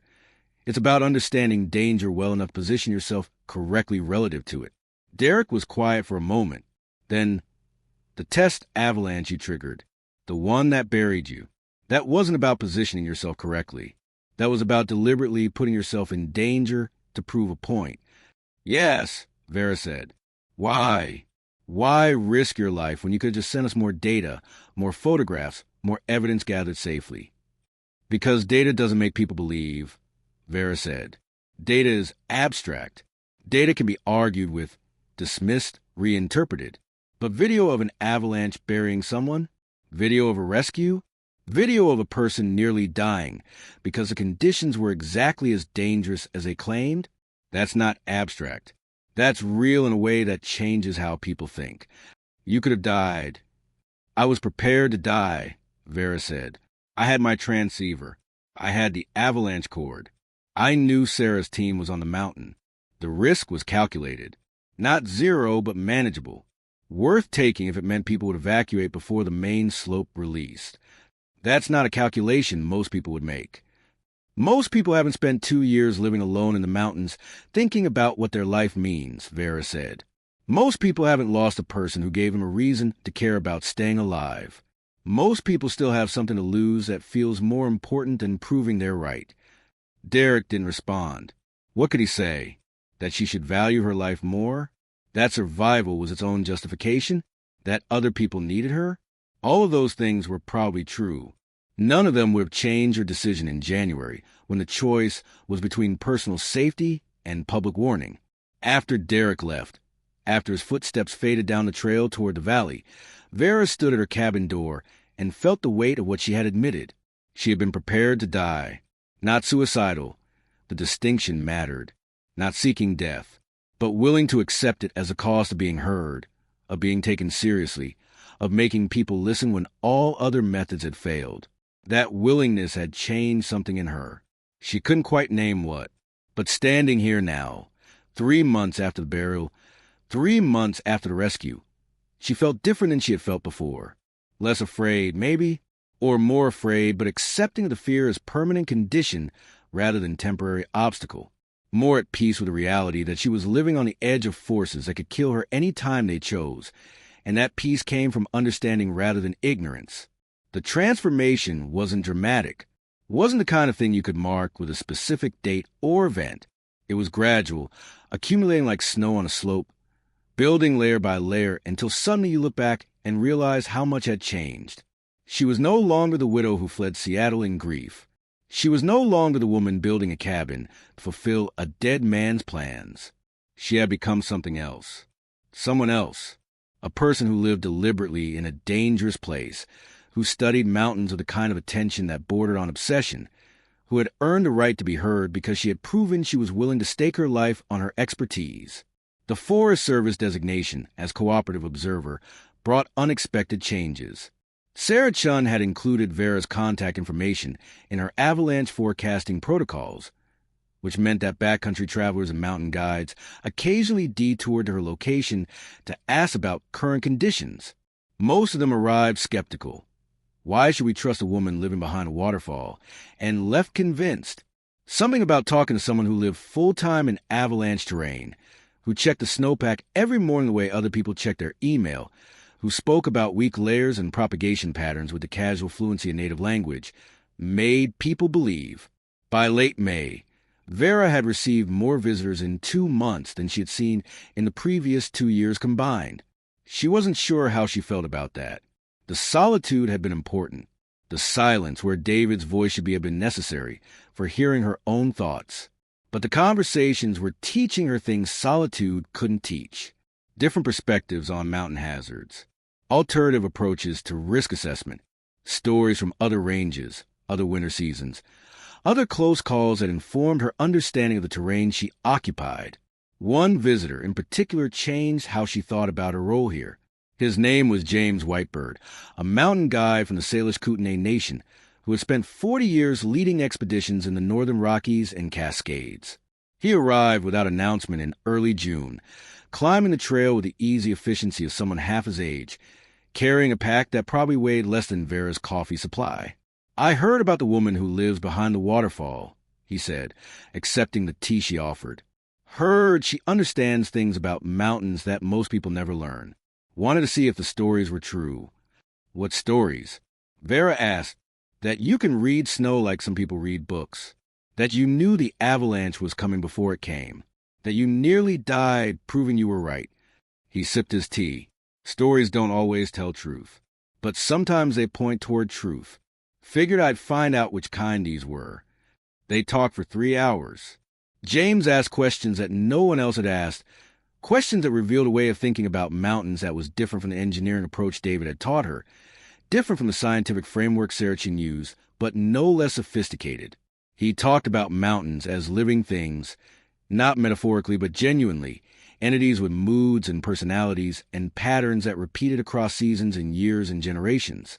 The waterfall protects you, he said, not a question but an observation. You understand that. Your husband understood that. But do you understand why? The thermal effects, Vera said, the humidity, the disruption of snow settlement patterns, the microclimate that... James held up a hand. That's the how. I asked why. Vera paused. I don't understand the distinction. The how is mechanics. James said, the why is purpose. Western science is very good at how, not so good at why. My people have stories about places like this. Places where the mountain offers protection to those who understand the offer. Places where you can survive what kills others, but only if you respect what the place requires of you. What does it require? Vera asked. Attention, James said. Respect. Understanding that you're a guest here, not an owner. Understanding that the protection isn't guaranteed. It's conditional. The mountain can withdraw the offer anytime. Your job is to know when that's happening, to read the signs, to understand that surviving here means constant vigilance, not comfortable certainty. I already knew that, Vera said. Yes, James agreed. But do you know why you knew it? Do you know why you chose this place specifically? Why your husband designed for this location? Why Catherine Voss tried to build nearby? Vera shook her head. Because the mountain wants someone here, James said. Watching, learning, understanding patterns that need to be understood. Not everyone who tries to live in places like this is successful. Catherine wasn't. She positioned herself wrong. Trusted calculations that didn't account for everything that mattered. But you found the right position. The place where the offer of protection is complete, not partial. And now you have responsibility that comes with that. What responsibility? To teach what you learn, James said. To share the understanding.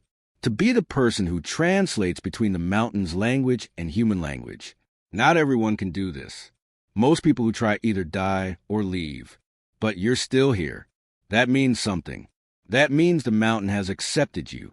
And acceptance brings obligation. After James left, Vera sat with his words for a long time. The idea that the mountain wanted something from her, that her survival here meant more than just personal accomplishment or tribute to David's memory, that she had become responsible for knowledge that needed to be passed on, it was both overwhelming and oddly comforting. She had been thinking about her life here as isolated experiment, test of whether one person could survive in terrain that defied conventional wisdom, proof of concept for David's engineering, memorial to Catherine's failed attempt.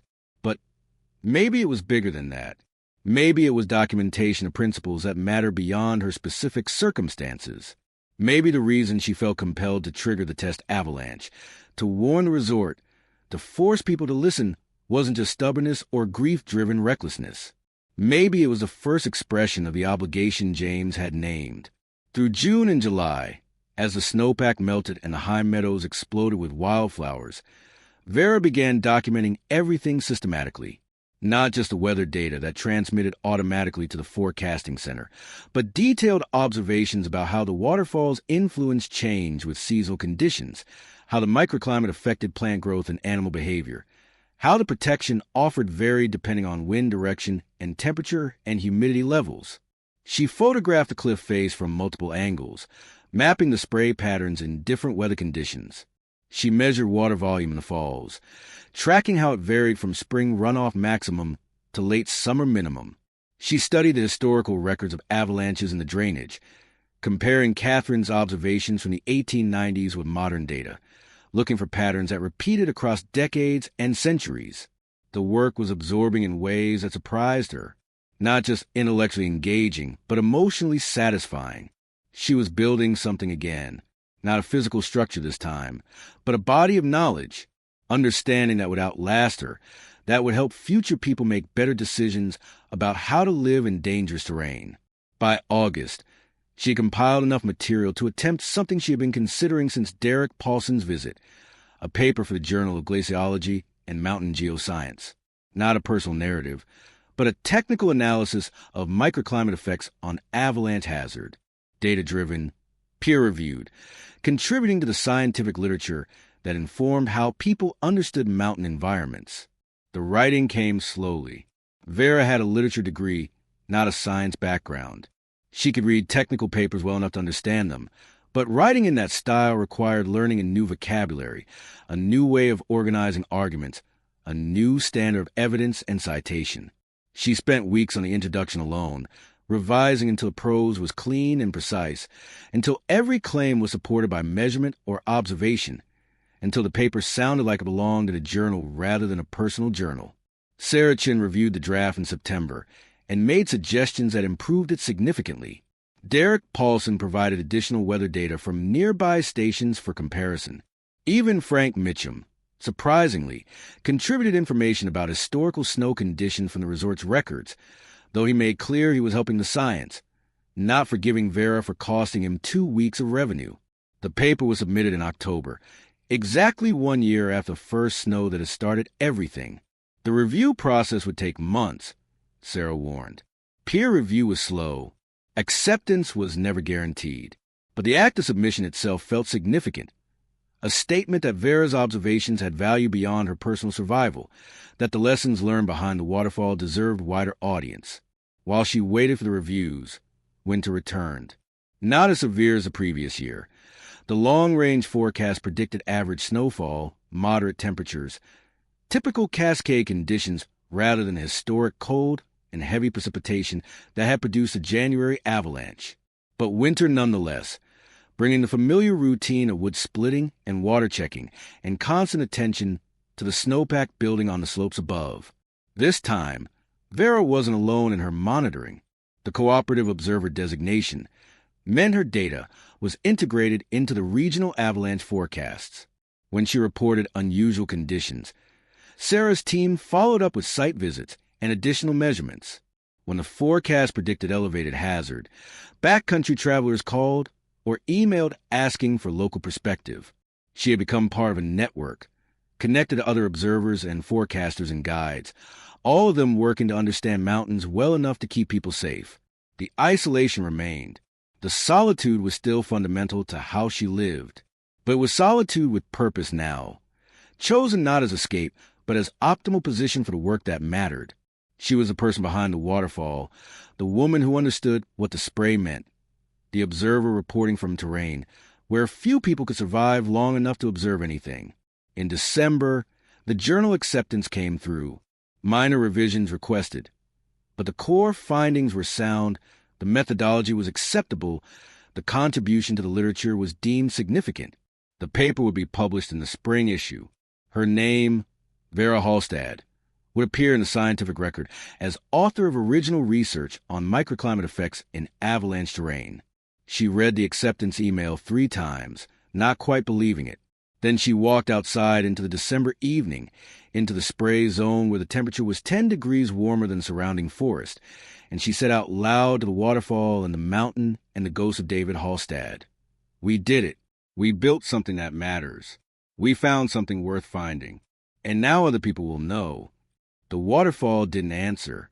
Waterfalls never did.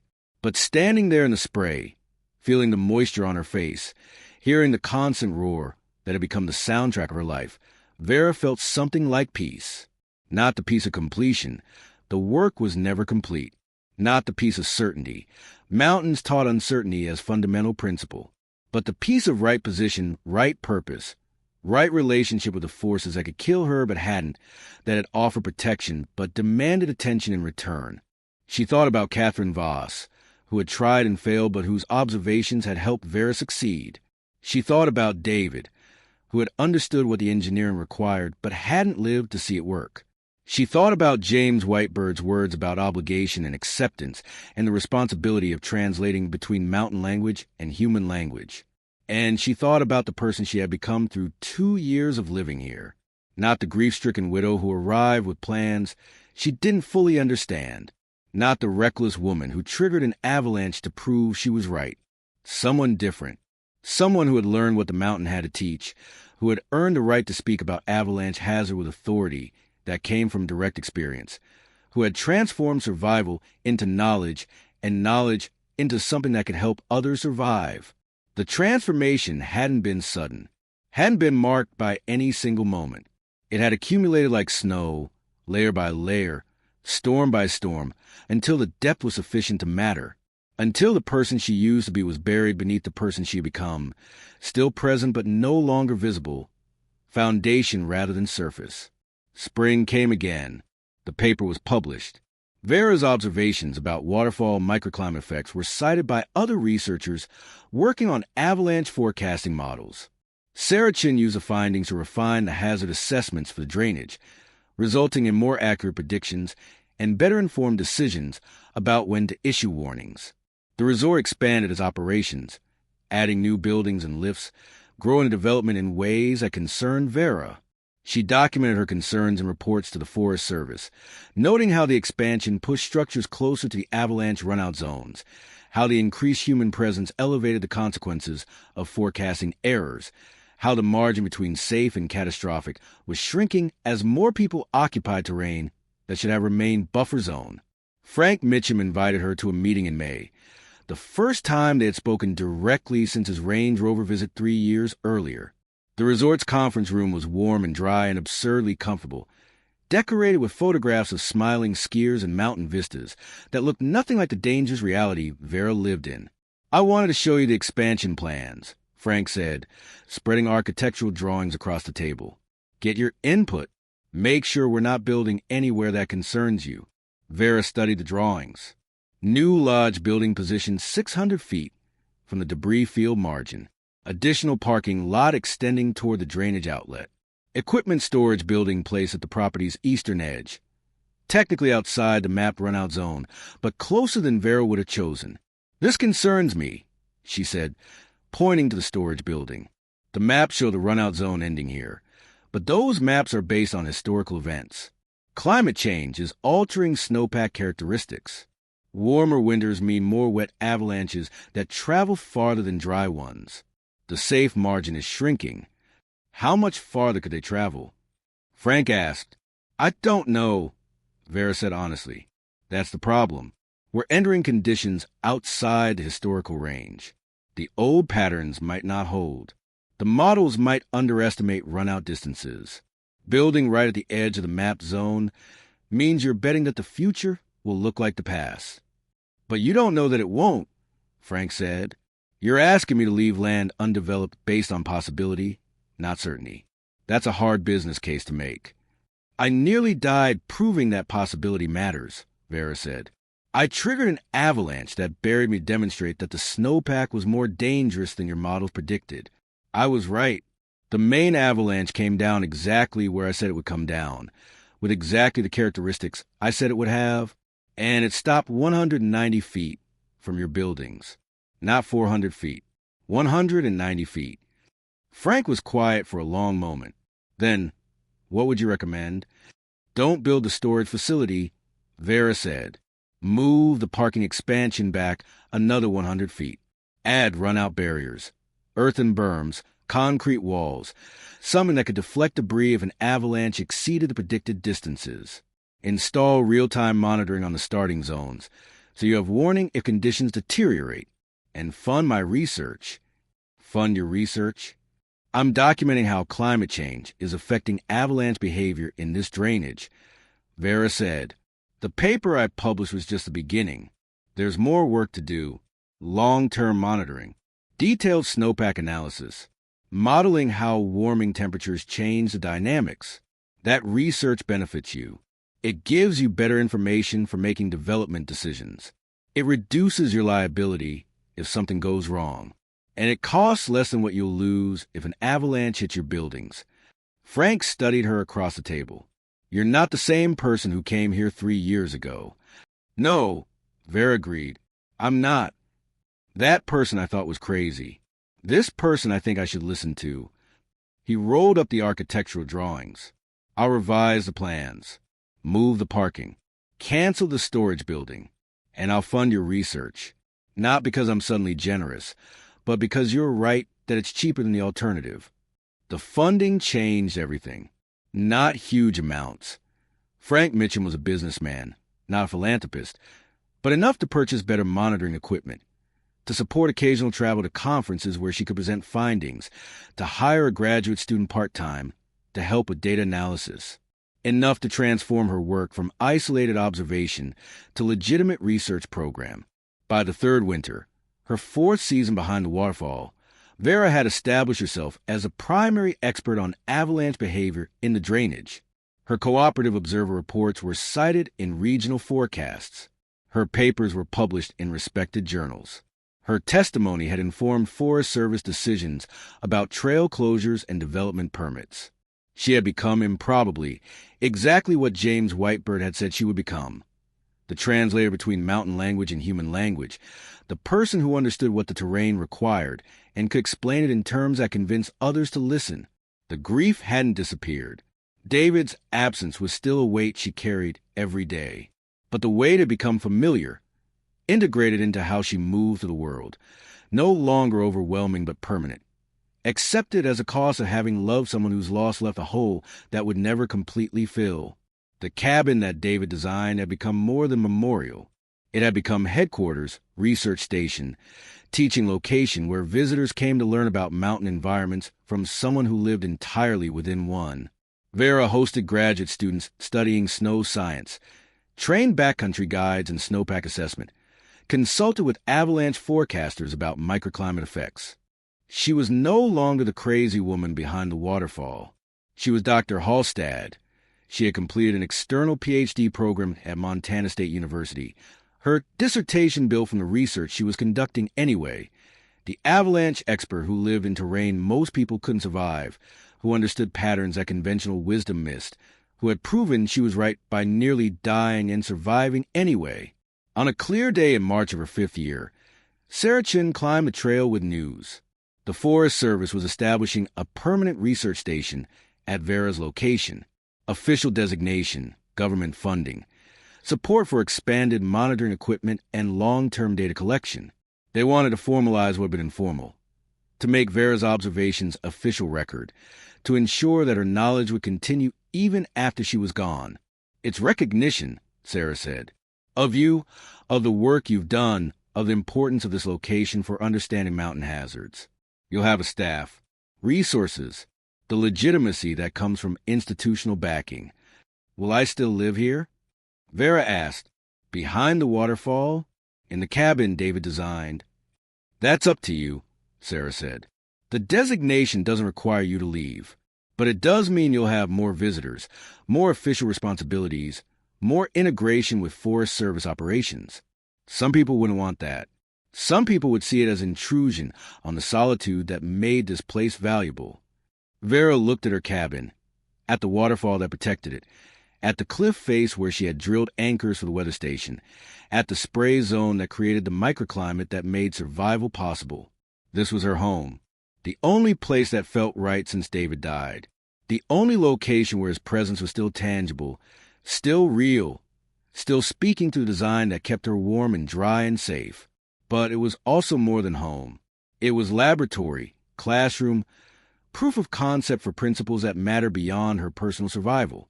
James Whitebird had been right about obligation. The mountain had offered protection. She had accepted, and acceptance brought responsibility to share what she learned, to teach what she understood, to translate for those who couldn't yet hear what the mountain was saying.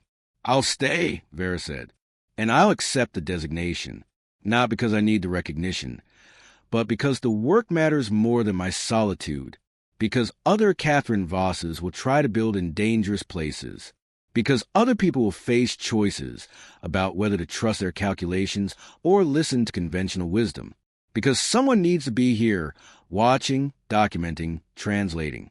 And if that someone is me, Then I accept the responsibility that comes with it." Sarah smiled. "I was hoping you'd say that." The designation became official in June. The Vera Halstad Mountain Research Station, named not after her husband but after her, recognizing her as a person who had transformed grief into knowledge, isolation into contribution, survival into science. Equipment arrived by helicopter. Too much to carry up the trail.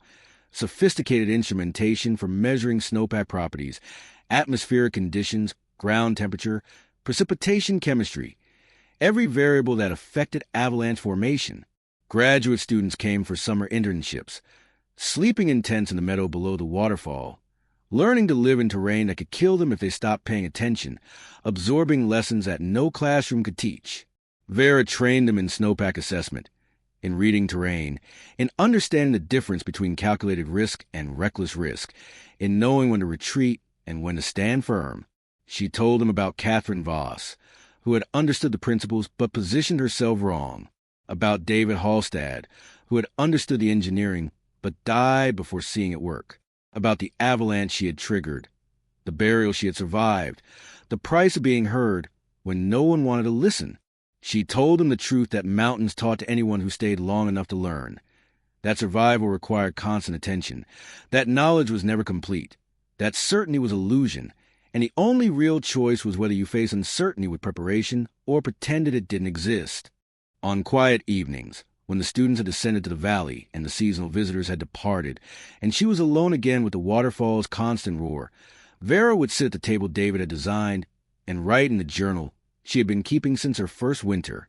Not a research notebook. She had separate volumes for that.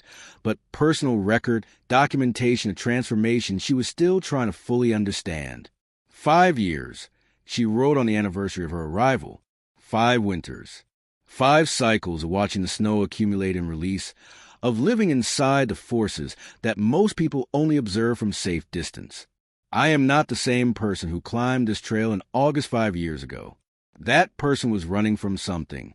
This person is running toward something. Or maybe not running at all anymore. Maybe standing still, finally, in the one place where stillness is possible. David's design works. Catherine's observations were correct. James's teaching about obligation rings true. The mountain offers protection to those who understand the offer. And I understand now, not just intellectually but in my bones, in the reflexes that wake me during storms to check the snowpack, in the attention that never fully rests even in summer.